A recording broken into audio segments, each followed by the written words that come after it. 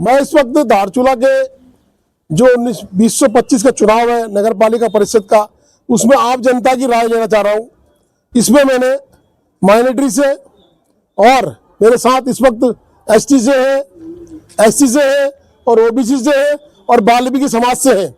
मैंने कुछ चुनिंदा समाज के लोगों को लिया है, क्योंकि कई समाज पर कई तरह के आरोप लगते हैं चुनाव में, चाहे वो आरोप धन की बंदरबाट के हो, चाहे वो आरोप पैसा खा के वोट देने के हो। तो इसलिए मैंने कुछ चुनिंदा समाज को आज चुना है और राजनीतिक विश्लेषण में कोई पार्टी का ये नहीं है, ये केवल आम जनता की राय है। और मैं अभी सर्वप्रथम आम जनता की राय लेना चाहूंगा। वाल्मीकि समाज से मेरे साथ जुड़े हैं, पूर्व सभासद भी रहे हैं और पूर्व में आपने नगर पालिका का वो भी देखा है। और तो आप कैसा नगर पालिका का अध्यक्ष चाहते हैं जो कि सारे समाज को लेके चले? धन्यवाद। सर्वप्रथम तो मैं डीसीएल न्यूज़ का धन्यवाद करना चाहूँगा और धारचूला की समस्त जनता को नमस्कार करना चाहूँगा। हमें इस वक्त धारचूला नगर पालिका परिषद का जो अध्यक्ष है वो एक गरीब जनता के बीच जाकर स्वयं उनकी समस्याओं को सुनने वाला हो और उनकी समस्याओं का निराकरण करने वाला हो। हमें ऐसा अध्यक्ष चाहिए। धन्यवाद। धन्यवाद जी। है जो कि पूर्व सैनिक भी है, मैं उनसे चाहता हूं कि पूर्व सैनिक के होने के नाते कहीं ना कहीं ईमानदारी पूर्व सैनिकों में होती है और उस ईमानदारी के तहत वो बताएंगे कि धारचूला में इस पृष्ठभूमि का, किस कार्य करने के व्यक्तित्व का व्यक्ति इस चुनाव में आना चाहिए। धन्यवाद। सबसे पहले डीसीएल न्यूज़ के मैं जितने भी व्यूअर हैं उनको मैं प्रणाम करना चाहता हूं। आज 2025 में नगर पालिका परिषद के अध्यक्ष पद के लिए यहाँ पर चुनाव किया जा रहा है और ये बड़ी खुशी की बात है। आने वाले टाइम में पहले भी हमने देखा है, जितने भी यहाँ पर पालिका अध्यक्ष बैठे थे, जहाँ तक मैंने देखा है कि जितने भी कार्य धारला में हुए हैं उन्हीं को उल्टी पलटी करने का काम सबने किया है आज तक, जितने भी हैं। क्योंकि हम पूर्व सैनिक हैं, हमने आज तक बड़े बड़े महानगरों को देखा है, बड़े बड़े शहरों में जाकर हमने वहाँ पर सब कुछ अपने आंखों से देखा है। तो ये छोटे से नगर को आज तक किसी भी नगर पालिका अध्यक्ष ने अच्छा नहीं कर पाए।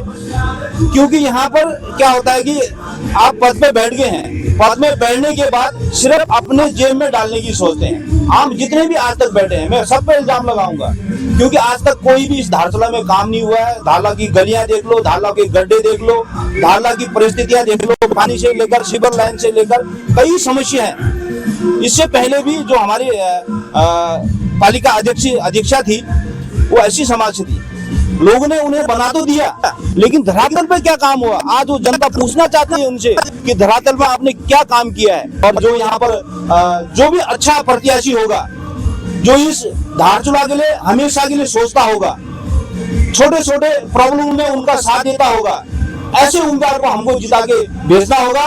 और मैं हमारे युवा से भी कहना चाहता हूँ, जिताना होगा, कुछ नहीं किया, ये तो छोटा सा धारचूला है, छोटा सा है भाइयों, छोटा सा। आम जनता जो भी ये डिबेट देख रहे हैं, मैं उनसे कहना चाहता हूँ, छोटा सा धारचूला है। उस धारचूला को यहाँ पर अगर चाहते, हमारे जो जनप्रतिनिधि थे, टाइल पूरे हमारे धारचूला में टाइल बिछी होती थी, लेकिन आदिवासी को लेकर के नगर पालिका अध्यक्ष बनाना है। और हमारे जितने भी युवा हैं, अगर उसको हमने बिठाया है तो उसको उसके कामों का भी गणना हमको करना है। क्या हुआ? धारचूला का जो भी नगर पालिका का अध्यक्ष बनता है वो किस प्रवृत्ति का व्यक्ति होना चाहिए और क्या समाज के लिए संदेश देंगे? सर्वप्रथम मैं डीसीएल न्यूज़ के बड़े भाई को नमस्कार और डीसीएल ग्रुप के जो भी मेंबर हैं सबको नमस्कार। तो आज जो नगर पालिका में 2025 का जो चुनाव है, ये चुनाव तो हर पंचवर्ष होते आ रहा है और हर एक यहाँ पर प्रत्याशी के रूप में अध्यक्ष बन जाता है। और जो हमारे दानू जी ने कहा वही बस लिपापोती का काम होता है। और ये सर्वप्रथम तो आज हमारा एक टूरिस्ट प्लेस, एक शिव धाम, एक शिव के नाम से जाना जाता है जो धारचूला को, एक शिव धाम का जो मेन गेट है, हमें महसूस हो जाता है कि मेन गेट में जैसे पहुंचते हैं तो शिव धाम नहीं, यहाँ शिव शाम हो जाता है। एकदम गड्ढे और नालियाँ यहाँ पर बिखरे हुए, और यहाँ पर कोई भी यहाँ पर धरातल में कोई भी ऐसा काम नहीं है कि जो शिव धाम लायक है। चाहे आप शिव के मंदिर वाला लाइन देख लीजिए, आप खड़ी गली देख लीजिए, आप ये हमारे पूरे जो लिंक रोड है उसकी दशा देख लीजिए। आप यहाँ पर एकदम जीरो के हिसाब से काम कर रहे हैं। चाहे जो भी यहाँ पर अध्यक्ष पद में जो भी यहाँ पर दावेदार कर रहा है या जो भी मतलब अध्यक्ष पद में रहा है, आज हम लोग यहाँ पर चुनाव के बेला में जो भी 3 प्रत्याशी हैं उनका वेलकम है, लेकिन हमें ऐसा प्रत्याशी चाहिए जो धारचूला को शिवधाम की तरह एक शिवधाम की तरह बनाए। क्या आप सोचते हैं कि धारचूला का कैसा चेयरमैन आए जो सभी समाज का कहीं ना कहीं उद्धार कर सके? सबसे पहले तो मैं डीसीएल न्यूज़ को धन्यवाद देना चाहूँगा, जो मतलब रोज़ इस टाइप का प्रोग्राम ऑर्गेनाइज करके हर किसी को बोलने का मौका देते हैं। इसलिए मैं सबसे पहले डीसीएल न्यूज़ का धन्यवाद देना चाहूँगा। और रही बात चेयरमैन की, तो मेरे ख्याल से इस समय 3 जो है दावेदारी 3 जने कर रहे हैं, जिसमें एक निर्दलीय उम्मीदवार है मिस्टर होशियार सिंह खैर, और बीजेपी कैंडिडेट है बेला शर्मा, और कांग्रेस के कैंडिडेट है शशि थापा। अगर तीनों को हम सोच के लेकर मानते हैं तो शशि थापा जी रिटायरमेंट है, वो अध्यापिका रह चुकी है, और उनके जो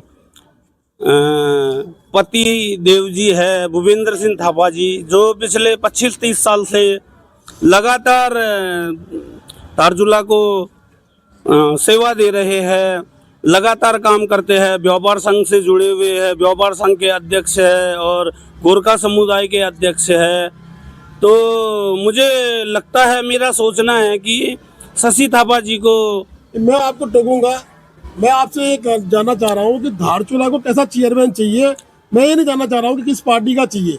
मैं जानना चाह रहा हूँ कि धारचूला में जो आज तक विकास कार्य रुके हैं या आज से पहले हुए हैं, चाहे नालियां बनी, दोबारा बनी, तिबारा बनी, क्या ऐसा चेयरमैन चाहिए या कुछ नई सोच का चेयरमैन चाहिए?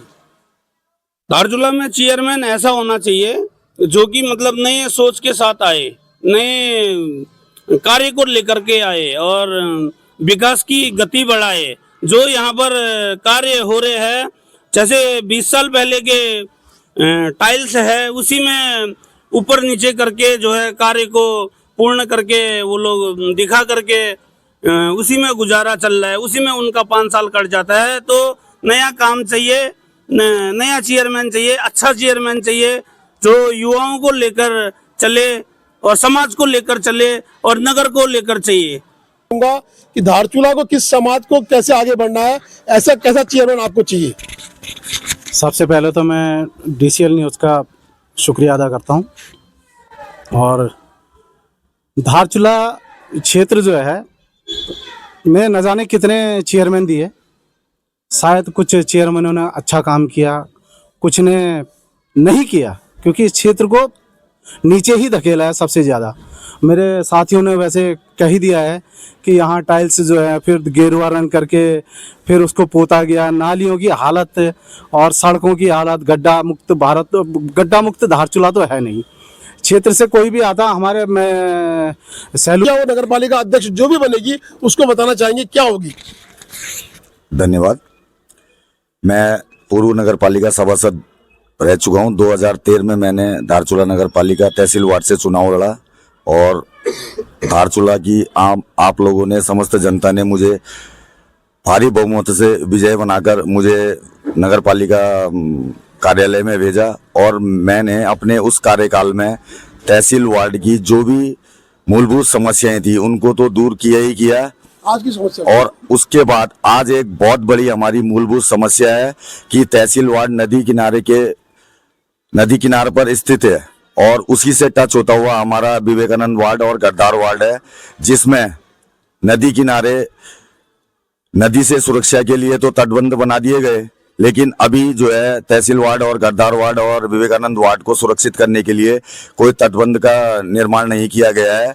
उसके लिए 2014-15 में प्रयास किए गए थे, किन्हीं कारणों से वो प्रयास विफल हो गए थे। अभी मैं यही चाहूंगा कि अगर धारचूला को बचाना है तो विवेकानंद वार्ड और तहसील वार्ड और घरदार वार्ड में जो तटबंध निर्माण होना है, जिस तरीके से हमारे ग्वालगांव वार्ड के ऊपर बचाने के लिए निर्माण कार्य हो रहा है, उसी तरीके से अगर यहाँ निर्माण कार्य किया जाए तो हम धारचूला वासी सभी सुरक्षित हैं, अन्यथा कभी भी भविष्य में हम लोग विलुप्त हो सकते हैं। यही मैं अभी के प्रत्याशी और होने वाले अध्यक्ष से उम्मीद और कामना करूंगा। धन्यवाद। सर, नगर पालिका आज के डेट में मैं देख रहा हूँ जो पूर्व में भी काम हुए हैं, आपके सब जनता बोलती है कि मैं ही नहीं बोल रहा हूँ, पूरी जनता का ये मानना है कि जो भी नगर पालिका में बैठते हैं पुराने कामों को खोद करके फिर उसी में नया बना देते हैं। सबसे बड़ी बात ये है, मैंने देखा, अभी मैं देख रहा था पिछली बार जो 5 साल लोग कार्य कर रहे थे, तो मैं देख रहा था कि ग्वालगांव से ये रोड बहुत अच्छी बढ़िया फर्श बना था, अच्छा था, और लास्ट में देखा कि उसी को खोद के उसके ऊपर थोड़ा और बिछा के उसको अपना जो भी था वो अपना कार्य पूरा करने के लिए सोच रहे हैं। तो मैं चाहता हूं कि ऐसा ना हो, पैसा उस जगह लगे जहां पर एक्चुअली जरूरत है। यहाँ पर हम देखते हैं छोटा सा धारचूला है, चिन्हित करें कहां पर आप देखते हैं कि खराब है, उस जगह को आप अच्छे से अच्छा कर सकते हैं, क्योंकि यहाँ करोड़ों का बजट आता है इस नगर पालिका में, और उस बजट को बंदर बांट करने की सोचते हैं, कैसे खपाएं, कहाँ खपाएं। ऐसा लगता है कि उनके पास पता नहीं क्या इतनी जल्दीबाजी होती है कि उसको फटाफट खपाने की सोचते हैं। फटाफट मत खपाइए, मैं तो कहता हूँ, हाथ जोड़ के मैं विनती करता हूँ, जो भी अध्यक्ष बनेगा आप फटाफट की राजनीति मत कीजिए। आप सोचिए समझिए कि धारचूला किस ढंग से सुंदर होगा, कैसे हमारे धारचूला का विकास होगा, क्योंकि इसको शिवधाम से भी जाना जाता है, शिवधाम का मुख्य द्वार है। इस मुख्य द्वार होने के नाते आने वाले जो भी हमारे अध्यक्षगण नगर पालिका में बैठते हैं उनसे मेरा अनुरोध होगा कि आप इस धारचूला को स्वच्छ बनाइए, नहीं तो हम आपके पीछे लड़ लेके खड़े रहेंगे, ये मेरा वादा है। और मैं धारचूला के तमाम युवाओं को भी बोलना चाहता हूं, हमको लट लेके सामने रहना पड़ेगा। अगर कोई काम नहीं करता है तो हमको बताना पड़ेगा कि आप जीतू भाई है, ऐसे समाज से है, उनको सामने लाना चाहूंगा। जीतू भाई, एक बात मैं कहना चाहूंगा आपसे कि कहीं ना कहीं समाज के साथ एक सवाल जरूर उठता है, चाहे वो निर्दलीय उम्मीदवार हो या राष्ट्रीय कांग्रेस के उम्मीदवार हो या भाजपा के उम्मीदवार हो, कहीं ना कहीं ओबीसी, माइनॉरिटी, वाल्मीकि या यूं कहे कि सभी समाज को कुछ नेता, मैं ये नहीं कह रहा हूं कि हर प्रत्याशी ये बात कहता है, कुछ नेता कहता है कि हमारे वो वोट बैंक है, हम उनको ये देंगे, मैं नाम नहीं लूंगा क्या देंगे, तो वो हमारे पास आएंगे, और कहीं ना कहीं आरोप आप पर भी लगता है, तो आप क्या कहना चाहेंगे?